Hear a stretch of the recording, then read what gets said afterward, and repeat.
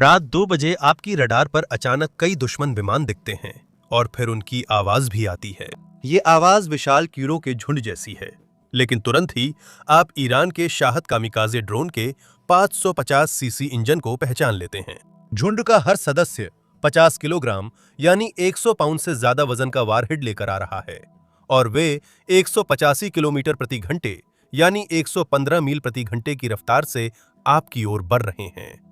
आपके पास अपने विकल्पों पर सोचने का समय नहीं है। आप पेट्रियट पैक 3 मिसाइल बैटरी से फायर करते हैं। खतरा टल गया। आप सुरक्षित हैं, आपके सैनिक सुरक्षित हैं, लेकिन ये बहुत बहुत महंगा था। शाहिद 136 एक तरफा हमलावर ड्रोन, जिसे रूस द्वारा गेरान 2 भी नामित किया गया है, बनाना केवल $20,000 जितना सस्ता पड़ता है। हर पाक 3 मिसाइल की कीमत $2 मिलियन से ज्यादा है। ये समझने के लिए अर्थशास्त्र की डिग्री जरूरी नहीं कि ये व्यवस्था स्थायी नहीं है। यही आर्थिक सच्चाई यूक्रेन की सैन्य रणनीति को चला रही है। एक सदी तक शीत युद्ध और आतंक के खिलाफ युद्ध में अमेरिका और उसके सहयोगियों ने सुपरसोनिक स्टेल्थ बॉम्बर्स और इंटरकॉन्टिनेंटल बैलिस्टिक मिसाइलों को रोकने वाली वायु रक्षा प्रणालियों पर खरबों डॉलर खर्च किए। और जहां वे यह काम बखूबी कर सकते हैं, वहीं उनके लिए उन उड़ने वाले लॉन मावरों की भारी लहरों से निपटना ज्यादा मुश्किल है, जिनके आगे बम बांधे होते हैं। P-1 सन एक सस्ता, साधारण और आसानी से बड़े पैमाने पर बनाया जा सकने वाला इंटरसेप्टर ड्रोन है, जो जानबूझकर मेगा प्रोजेक्ट से दूर रखा गया है। लेकिन जिस क्रांतिकारी अनुसंधान और विकास माहौल में इसका जन्म हुआ है, वो अरबों डॉलर के रक्षा ठेकेदारों को दरकिनार कर रहा है और हवाई युद्ध के नियमों को वास्तविक समय में फिर से लिख रहा है। यकीन मानिए या नहीं, युद्ध में यूएवी या मानव रहित हवाई वाहनों का इतिहास 19वीं सदी के पहले हिस्से तक जाता है। 1849 में वेनिस की घेराबंदी के समय ऑस्ट्रियाई साम्राज्य ने शहर पर सैकड़ों विस्फोटक गर्म हवा के गुब्बारे छोड़े। कुछ ने अपने लक्ष्यों को सफलतापूर्वक निशाना बनाया, लेकिन हवा ने बाकी गुब्बारों को ऑस्ट्रियाई सेना की ओर वापस मोड़ दिया। साफ है, अगर कोई रिमोट कंट्रोल होता तो वो काफी मददगार साबित होता। प्रथम विश्व युद्ध में विमान के आविष्कार से यूएवी तकनीक आगे बढ़ी। 1918 में अमेरिका ने कैटरिंग बग नामक बिना पायलट विमान बनाया। एक निश्चित पूर्व निर्धारित दूरी के बाद विमान के पंख अपने आप अलग हो जाते थे, जिससे उसका मुख्य ढांचा और उसमें लगा विस्फोटक जमीन की ओर गिर जाता था। यह उस समय शानदार था, लेकिन युद्ध खत्म होने से पहले इसका इस्तेमाल नहीं हो सका। पहला असली ड्रोन 1930 के दशक में बना, जब ब्रिटिशों ने रिमोट कंट्रोल से चलने वाला DH-80-2B क्वीन बी विमान डिजाइन किया, जो DH-80-2 टाइगर मॉथ का रूपांतर था। यह रेडियो कंट्रोल था और 5000 मीटर से अधिक ऊंचाई या लगभग 16000 फीट तक उड़ सकता था और 160 किलोमीटर प्रति घंटा या 100 मील प्रति घंटा से अधिक की रफ्तार पकड़ सकता था। हालांकि क्वीन बी कोई फाइटर नहीं था, यह सिर्फ एक टारगेट ड्रोन था जिस पर एंटी एयरक्राफ्ट टीमें अभ्यास करती थीं। फिर भी यह पहला वापसी योग्य और पूरी तरह से पुनः उपयोग करने योग्य यूएवी था, और हम ड्रोन शब्द का श्रेय इसे ही देते हैं। इसके बी नामकरण की वजह से इसे यह उपनाम मिला था। पहला रिकवर होने वाला सशस्त्र ड्रोन वियतनाम में संयुक्त राज्य अमेरिका के युद्ध तक विकसित नहीं हुआ था। अमेरिकी नौसेना ने 1963 में जायरोडाइन QH-50 को रिमोट कंट्रोल हेलीकॉप्टर के रूप में पेश किया, जो मार्क 44 या 46 टॉर्पीडो से लैस था और लंबी दूरी की पनडुब्बी रोधी युद्ध के लिए बना था। मूल अवधारणा में परमाणु गहराई चार्ज छोड़ने की संभावना भी थी, जो एक मजेदार तथ्य है। ये ड्रोन खासकर सोवियत संघ को ध्यान में रखकर बनाया गया था। वियतनाम संघर्ष में पनडुब्बियों की खास भूमिका नहीं थी, फिर भी अमेरिका ने इनका इस्तेमाल किया, मुख्य रूप से उन पर टेलीविजन कैमरे लगाकर, ताकि वे टोही ड्रोन के रूप में काम कर सकें। वे ज्यादा भरोसेमंद नहीं थे और नौसेना ने समुद्र में अपने 746 डैश वाहनों में से आधे से ज्यादा खो दिए, जिससे यह कार्यक्रम 1969 में बंद हो गया। आधुनिक ड्रोन युद्ध 70 के दशक में मध्य पूर्व से शुरू हुआ। 1973 में इजरायली रक्षा बल ने टेडुरान मास्टिफ पेश किया, जो पहला आधुनिक सैन्य निगरानी ड्रोन माना जाता है। इसके बाद इजराइल एयरक्राफ्ट इंडस्ट्री स्काउट को एक प्रतिद्वंदी के रूप में पेश किया गया। दोनों ड्रोन ने 1982 लिबनान युद्ध में अहम भूमिका निभाई। आईडीएफ को बकर घाटी से दागी गई सीरियाई सतह से हवा में मार करने वाली मिसाइलों का विरोध झेलना पड़ा। ऑपरेशन मोल क्रिकेट 19 में, जो कि एक जबरदस्त नाम है, इजराइल ने एक बेहद चतुर रणनीति अपनाई। आईडीएफ ने मास्टिफ और स्काउट झुंडों को इलेक्ट्रॉनिक रडार रिफ्लेक्टर और एमिटर से लैस किया, जिससे वे सीरियाई रडार पर असली विमानों जैसे दिखने लगे। जब इन्हें बकर घाटी के ऊपर उड़ाया गया तो सीरियाई लोगों को लगा कि इजरायली लड़ाकू विमानों की एक बड़ी लहर हमला कर रही है और उन्होंने उन्हें पकड़ने के लिए अपने साउंड ट्रैकिंग रडार सक्रिय कर दिए। फिर वीडियो कैमरों और इलेक्ट्रॉनिक सेंसरों से लैस इजरायली ड्रोन ने सीरियाई रडारों की सटीक जगह का पता लगा लिया। उन्होंने यह डेटा भूमध्य सागर के ऊपर दूर तैनात इजरायली E-2C हॉकाई कमांड विमानों को भेजा। सीरियाई मिसाइल सिस्टम ड्रोन पर निशाना साधने ही वाले थे कि इजरायली F-4 फैंटम्स और ग्राउंड बेस्ड लॉन्चरों ने निर्देशांक के अनुसार एंटी रेडिएशन मिसाइलें दागीं, जो रडार तरंगों को निशाना बनाकर SAM बैटरियों को नष्ट कर गईं। अपनी बची खुची संरचना को बचाने की एक आखिरी कोशिश में सीरियाई सेना ने अपने सोवियत निर्मित मिग और सुखोई फाइटर जेट्स के दर्जनों विमानों को तुरंत तैनात कर दिया। इसके बाद हुई एक तरफा हवाई लड़ाई बाकर वैली टर्की शूट के नाम से मशहूर है। रडार और संचार नेटवर्क नष्ट होने से सीरियाई पायलट दिशा विहीन उड़ रहे थे। इजरायली वायुसेना ने कम से कम 82 सीरियाई जेट गिराए, जबकि उनका एक भी विमान नहीं गिरा।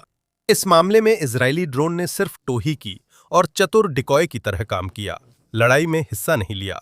लेकिन इतनी सफल मिशन में उनकी अहम भूमिका ने एक बहुत बड़ी सेना संयुक्त राज्य अमेरिका का ध्यान जरूर खींचा। 1982 के लेबनान युद्ध में इजराइल ने ड्रोन से सीरियाई वायु रक्षा प्रणाली नष्ट की और 1983 में अमेरिका शांति रक्षक बन संघर्ष में शामिल हुआ। अमेरिकी नौसेना ने USS न्यू जर्सी, जो कि एक विशाल द्वितीय विश्व युद्धकालीन युद्धपोत है, को बेरूत के तट पर अमेरिकी मरीन को तोपखाने का समर्थन देने के लिए भेजा। लेकिन जब इसके 9 विशाल 16 इंची तोपों का इस्तेमाल किया गया, जो 20 मील से भी अधिक दूरी तक कई टन विस्फोटक दागने के लिए बनाई गई थीं, तो इसे एक बड़ी समस्या का सामना करना पड़ा। वह अपने लक्ष्यों को नहीं देख सकता था, क्योंकि वे लेबनान की पहाड़ियों के पीछे थे। इस बीच मानवयुक्त टोही विमान को सीरियाई विमान रोधी हमलों का कड़ा विरोध झेलना पड़ा। नौसेना ने देखा इजराइल के पास इसका जवाब था। इजराइल एयरक्राफ्ट इंडस्ट्रीज और AAI कॉरपोरेशन के बीच एक संयुक्त उद्यम में दोनों देशों ने विशेषज्ञता साझा की ताकि स्काउट को अमेरिकी सैन्य जरूरतों के अनुसार ढाला जा सके, जिससे RQ-2 पायनियर का निर्माण हुआ। अब भी केवल एक तो ही विमान, जिसकी संख्यात्मक पहचान में R का यही अर्थ है। पायनियर ने UAV इतिहास में सबसे उल्लेखनीय उपलब्धियों में से एक हासिल की। पहली बार इंसानी सैनिकों ने रोबोट के सामने आत्मसमर्पण किया। 1991 के गल्फ वॉर में अमेरिकी नौसेना ने लक्ष्य पहचान के लिए कम से कम एक पायनियर को हर समय आसमान में रखा, जिससे USS विस्कॉन्सिन और USS मिसौरी फालाका द्वीप पर इराकी सेना पर बार बार हमले कर सके।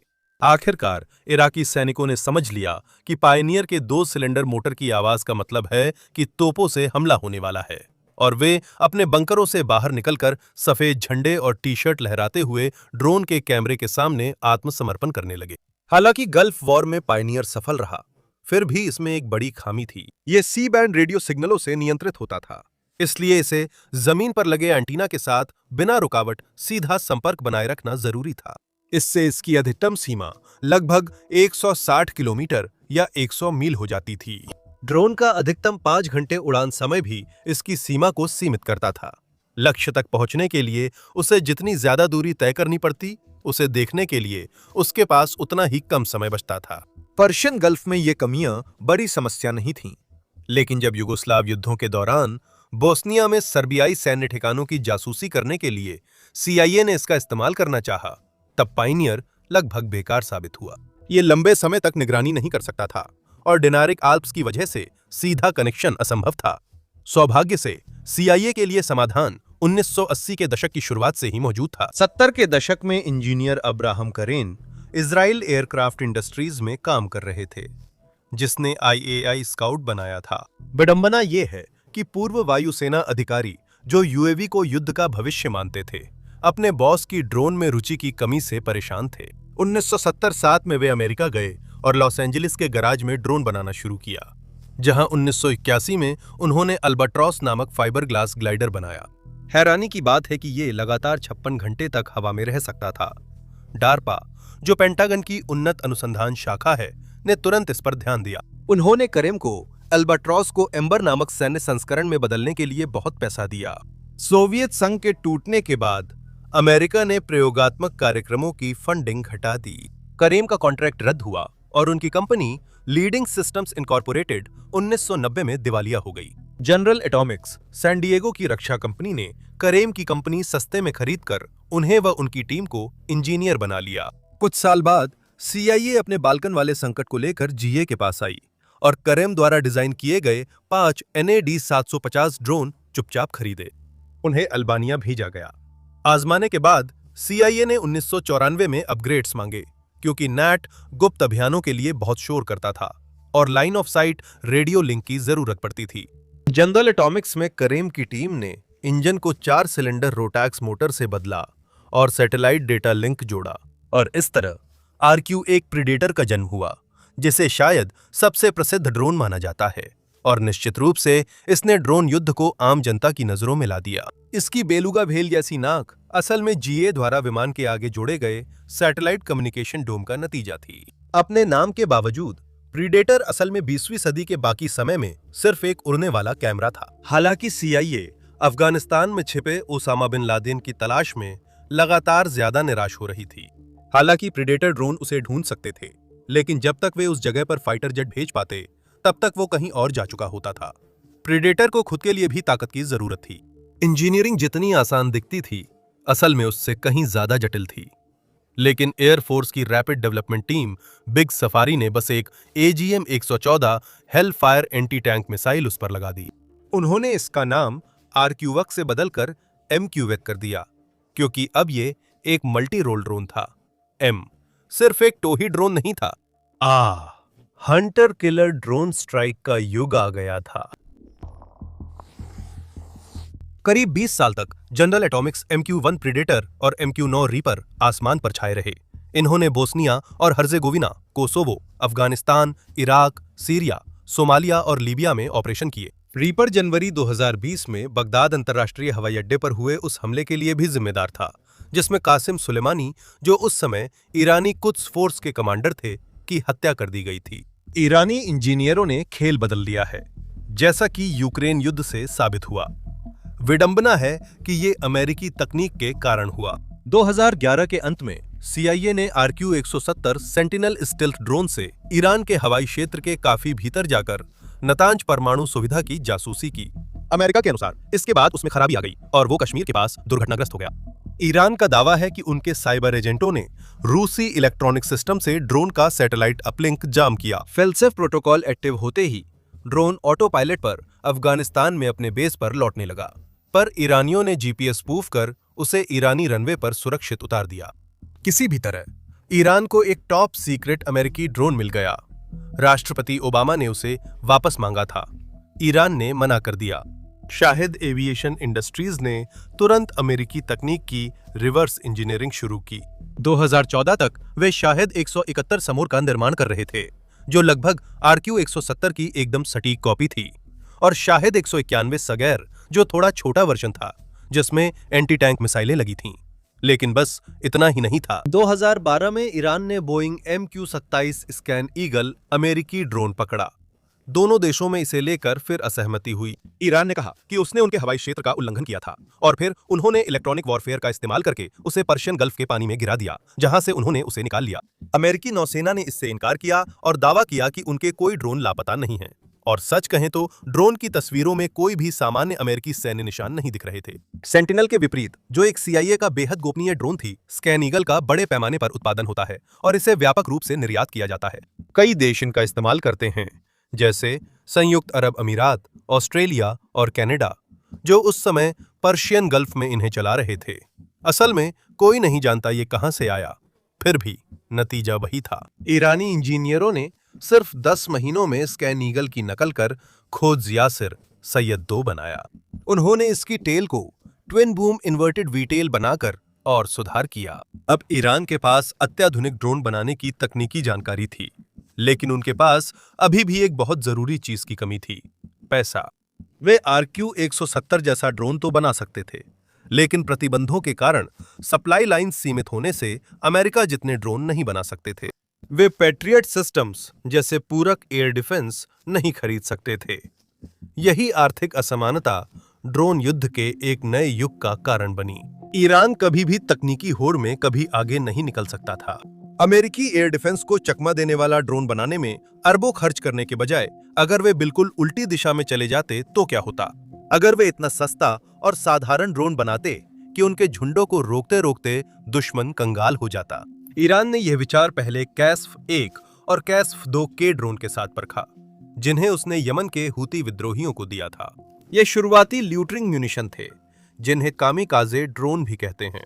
ये बहुत सस्ते थे, एक की कीमत करीब $5000 थी, और ये ऑफ द शेल्फ जीपीएस से प्रोग्राम्ड रास्तों पर खुद उड़ सकते थे।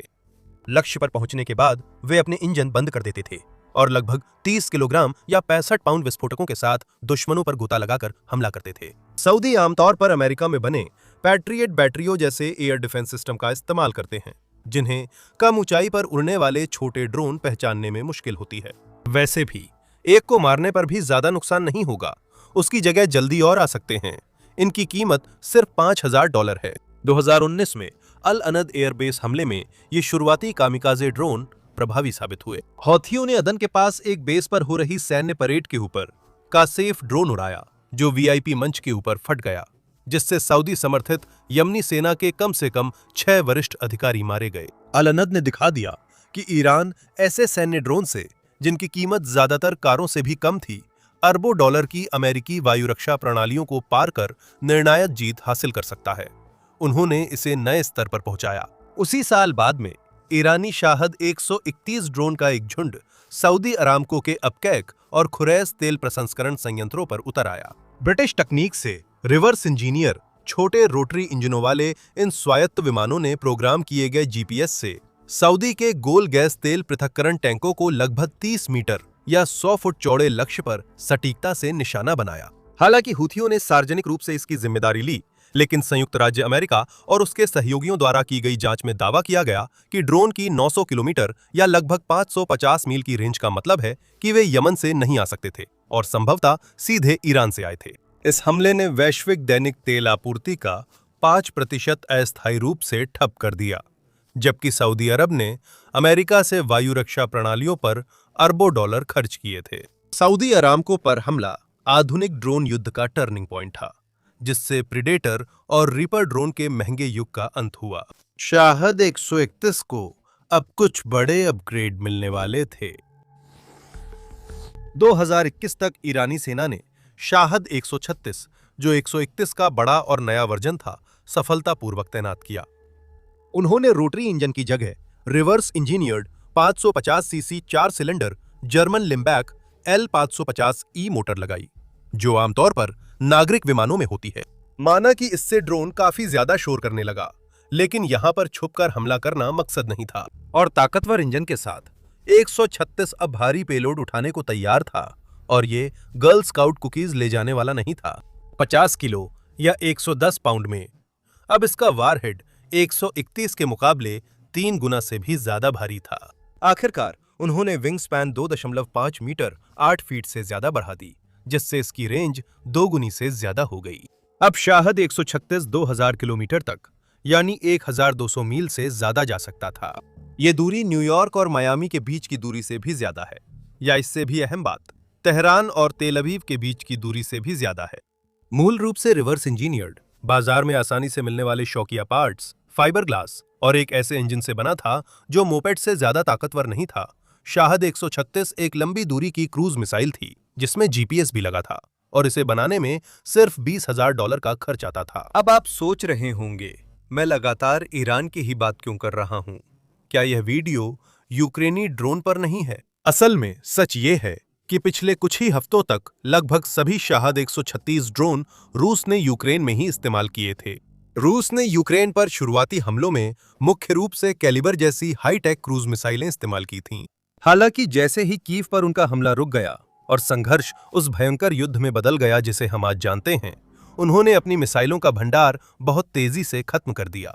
मॉस्को को यूक्रेनी क्षेत्र में और गहराई तक पहुंचने और सर्दी 2022 से पहले बिजली ग्रिड पर हमला करने का तरीका चाहिए था। उन्हें ऐसी मिसाइल चाहिए थी जो पारंपरिक क्रूज मिसाइल से सस्ती और बड़े पैमाने पर बनाना आसान हो, क्योंकि पश्चिमी प्रतिबंधों से हाईटेक पुर्जे मिलना मुश्किल था। रूस चीन गया, पर वे प्रतिबंधों से बचना चाहते थे।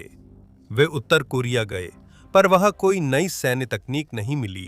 आखिरकार ईरान ने उन्हें शाहद 136 के रूप में एक बेहतरीन समाधान दिया। सितंबर 2022 से 2023 की शुरुआत तक रूस ने यूक्रेन के पावर ग्रिड पर 1000 से ज्यादा शाहद 136, जिन्हें रूस ने जेरान 2 नाम दे दिया था, दागे। सर्दियों के मध्य तक देश के ऊर्जा ढांचे का लगभग 1/3 हिस्सा गंभीर रूप से क्षतिग्रस्त हो चुका था या तबाह हो गया था। लाखों यूक्रेनवासी बिना हीट, बिजली या पानी के ठंड झेल रहे थे। मनोवैज्ञानिक प्रभाव और भी गंभीर था। ड्रोन लगातार आते रहे, हालात और खराब होने वाले थे। दिसंबर 2022 में पता चला कि ईरान ने तातारस्तान के अलाबुगा विशेष आर्थिक क्षेत्र की यालाबुगा ड्रोन फैक्ट्री में रूस को डुरान 2 का उत्पादन केंद्र बनाने में मदद करने पर सहमति दी थी। इतने ड्रोन थे कि यूक्रेन की वायु रक्षा कई गिरा भी दे तो फर्क नहीं पड़ता। एक ड्रोन भी ग्रिड को भारी नुकसान पहुंचा सकता था। यूक्रेन को कीव की बिजली के लिए $10 लाख की आयातित इंटरसेप्टर मिसाइलें जैसे पैट्रियट्स या नेसम्स बार बार दागनी पड़ रही थीं, जिससे उनका पैसा जल्दी खत्म हो रहा था। स्पष्ट था कि एक नया तरीका चाहिए था जो महंगे सिस्टम्स के बजाय सस्ते और जुगाड़ू उपायों पर आधारित हो, जिन्हें सहयोगियों से न खरीदना पड़े।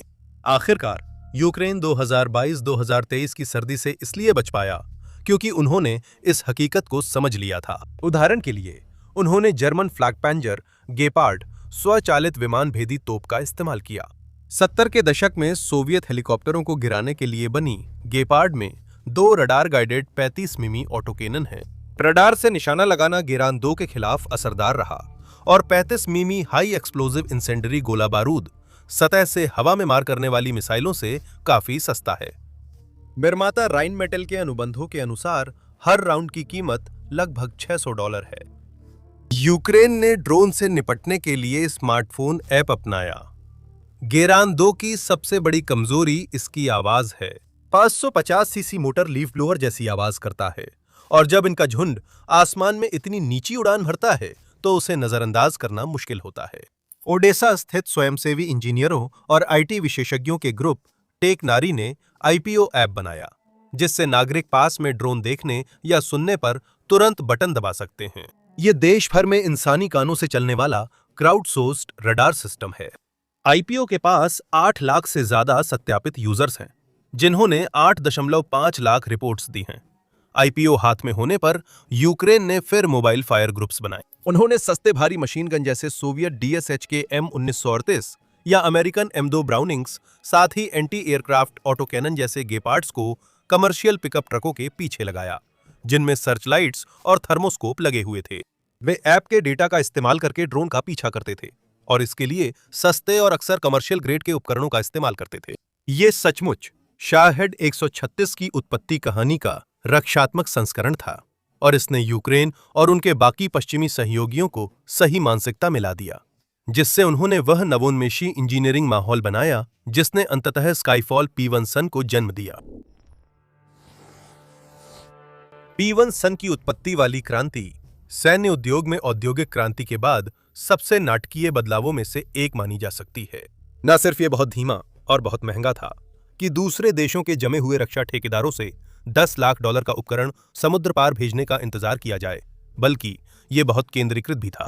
यह युद्ध के मैदान की तेजी से बदलती वास्तविकताओं से मेल नहीं खा सका। अगर यूक्रेन ने अमेरिका या पश्चिमी यूरोप जैसे बड़े कारखाने बनाए तो सस्ते रूसी ड्रोन हमलों से अरबों डॉलर का निवेश बर्बाद हो सकता था।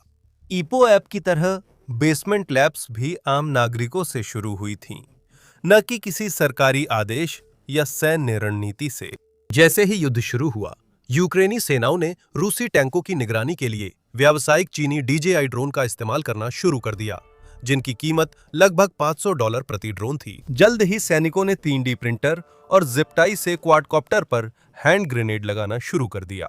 2023 के अंत तक ये तकनीक first person view kamikaze drone के बड़े पैमाने पर उत्पादन में बदल गई।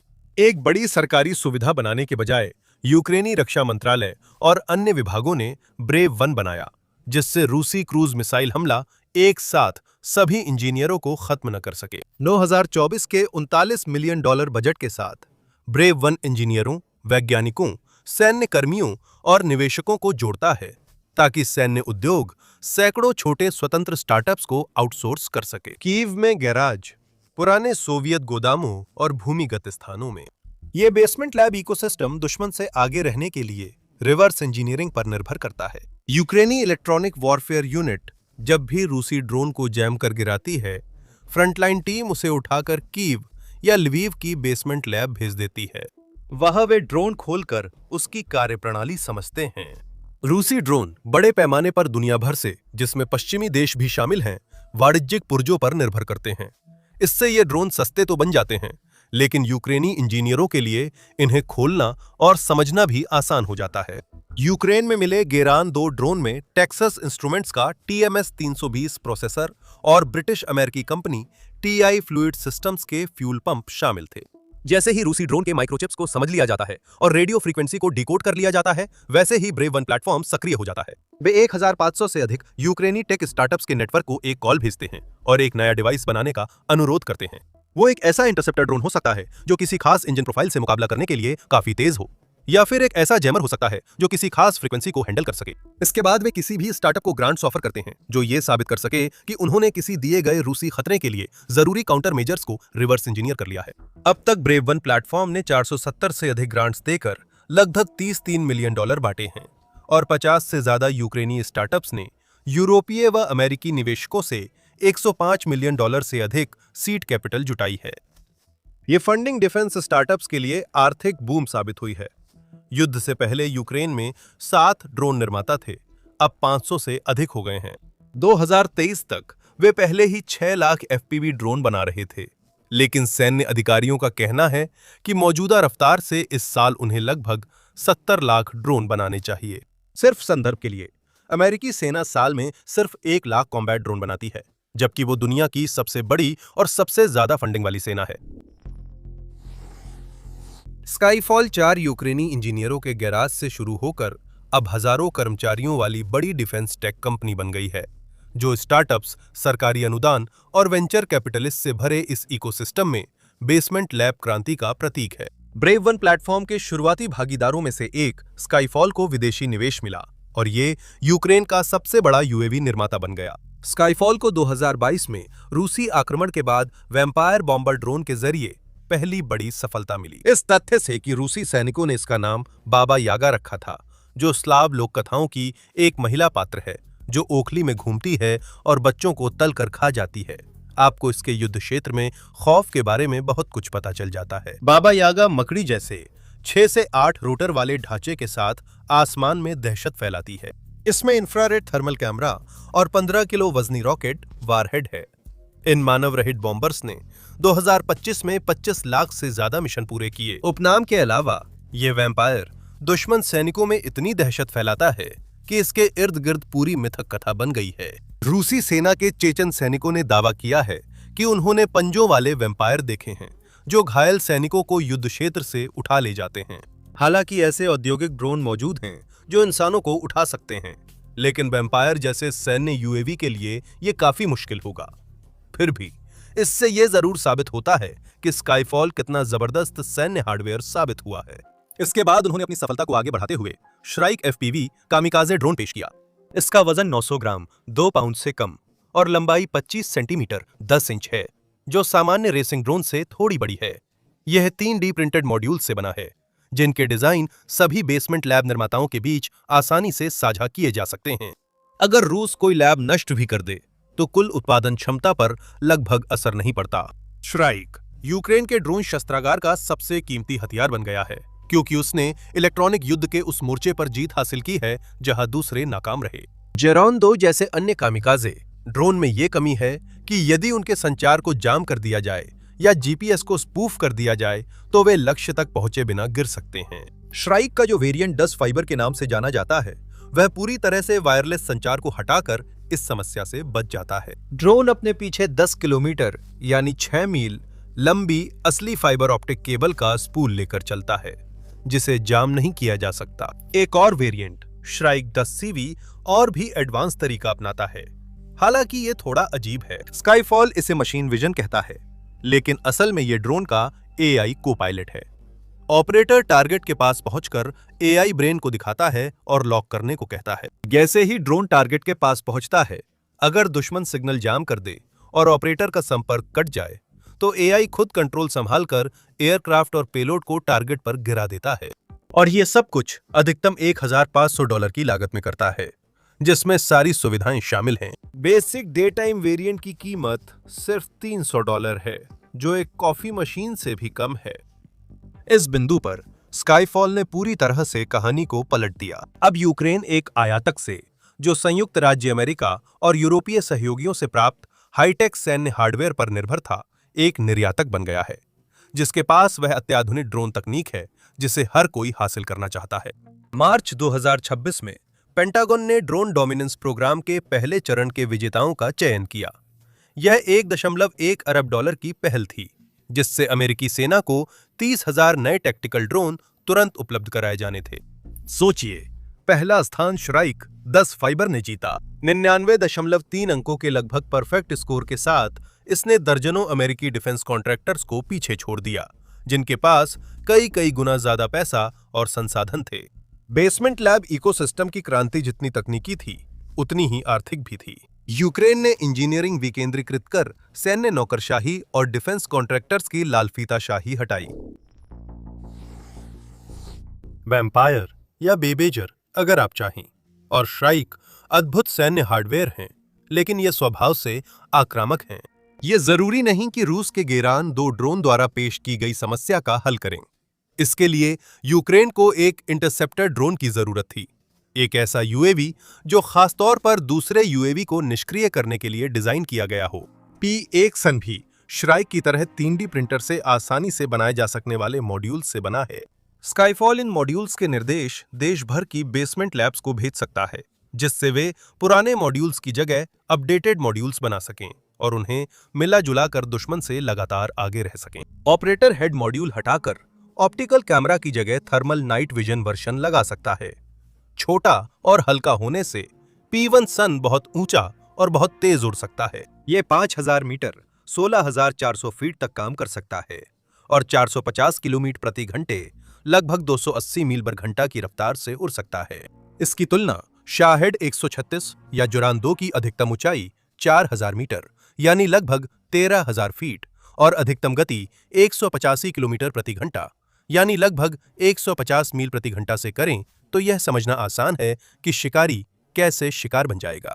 P1 सन में सिर्फ 800 ग्राम यानी 2 पाउंड से भी कम का छोटा वॉरहेड होता है, लेकिन ये अपनी रफ्तार, फुर्ती और तकनीकी श्रेष्ठता का इस्तेमाल करके किसी भी जुरानट को अधिकतम नुकसान पहुंचाता है। सिर्फ अपने दुश्मन से टकराने के बजाय इसमें श्राइक की तरह मशीन विजन एआई लगी है, जो इसे दुश्मन के ड्रोन के पंख के नीचे ऐसे ले जाती है जैसे रामोरा मछली शार्क के नीचे रहती है, और फिर यह वारहेड को प्रॉक्सिमिटी फ्यूज से विस्फोटित कर देती है। विस्फोट ड्यूरान 2 के फाइबर ग्लास शरीर को चीर कर टुकड़े कर देता है। P1 सन कुछ महीनों से ही इस्तेमाल हो रहा है, लेकिन इसका रिकॉर्ड डराने वाला है। स्काईफॉल का दावा है कि उन्होंने 1,500 से अधिक गेरान 2 ड्रोन गिराए हैं। सफलता दर करीब 80% है। साथ ही अभी भी इंसानी ऑपरेटर ड्रोन को टारगेट यूएवी के आसपास तक उड़ाते हैं, उसके बाद एआई को नियंत्रण सौंपते हैं। एंड गेम एक इंटरसेप्टर ड्रोन है जो बटन दबाते ही खुद लॉन्च होकर दुश्मन के ड्रोन को गिरा देता है। जैसे ही जेरान 2 ड्रोन यूक्रेन में खत्म हो रहे हैं, आर्थिक समीकरण बदल जाता है। अब $20,000 के ड्रोन को गिराने में $4 मिलियन की पैट्रियट मिसाइल नहीं लगती। अब $20,000 का ड्रोन उससे भी सस्ते $1,000 के ड्रोन से गिराया जा रहा है। अब ये रूस है जो थकाऊ युद्ध में पैसे गवा रहा है। श्राइक के बाद अब P1 सन के लिए अंतर्राष्ट्रीय खरीदार स्काईफॉल पर दस्तक दे रहे हैं। कतर, यूएई और खासकर सऊदी अरब जैसे खाड़ी देश, जिन्होंने 2019 में सऊदी अरामको फैसिलिटी पर शाहद हमले की बर्बरता का अनुभव किया था, उन्हें वही चाहिए जो इसके पास है, ईरानी कामिकाजे ड्रोन के खिलाफ प्रभावी रक्षा, जो लंबे समय से उनकी रिफाइनरियों, हवाई अड्डों और सैन्य ठिकानों के लिए खतरा रहे हैं। और मार्च 2026 में ऑपरेशन एपिक फ्यूरी शुरू होने के बाद से उन पर सक्रिय रूप से हमला भी कर रहे हैं। हालांकि उनके रक्षा मंत्रालयों के पास यूक्रेन से ज्यादा पैसे हो सकते हैं और वे पैट्रियट मिसाइलों पर करोड़ों खर्च करें, लेकिन यह नंबरों का खेल है जिसे जीता नहीं जा सकता। P1 सन जरूरी है, इसलिए कई खाड़ी देशों ने यूक्रेन से अरबों डॉलर के समझौते किए हैं। बेसमेंट लैब क्रांति अब वैश्विक हो गई है। स्काईफॉल का P1 सन यूक्रेन की बदलती ड्रोन लड़ाई का अंत नहीं, बल्कि नया युद्धोत्तर कदम है। ये यूक्रेन के सीमित संसाधनों से खड़े किए गए क्राउडसोर्स्ड और विकेंद्रीकृत आयरन डोम जैसे सिस्टम का हिस्सा है। महंगे इंटरसेप्टर मिसाइलों के बजाय ये एंटी ड्रोन डोम नागरिक संसाधनों EPOAP, AI गाइडेड P1 सन ड्रोन और लेजर का प्रयोग करता है। हाँ, बहुत जल्द बाबा यागा और P1 सन जैसे ड्रोन के लिए आर्टिलरी बैकअप शायद सनरे नामक एक डायरेक्टेड एनर्जी वेपन ही होगा।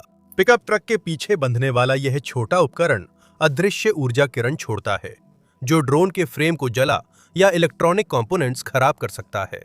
सबसे बड़ी बात, यह सस्ता है। यह उपकरण लाखों डॉलर का है, लेकिन सैन्य उपकरणों की तुलना में सस्ता है और इसे चलाने के लिए सिर्फ ट्रक के जनरेटर के ईंधन की जरूरत होती है, गोला बारूद नहीं। जो झुंड कभी यूक्रेनी बिजली ग्रिड को गिरा सकता था, वही ज़ेरॉन 2 अब लगातार मात खा रहे हैं।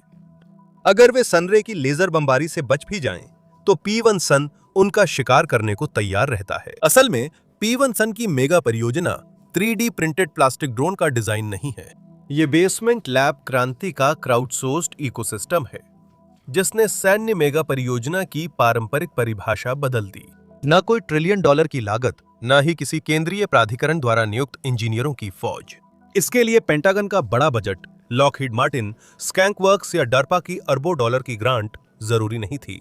इसके लिए बस एक गराज में कुछ लोगों और पूरे देश की सामूहिक प्रतिभा की जरूरत थी। देखने के लिए धन्यवाद।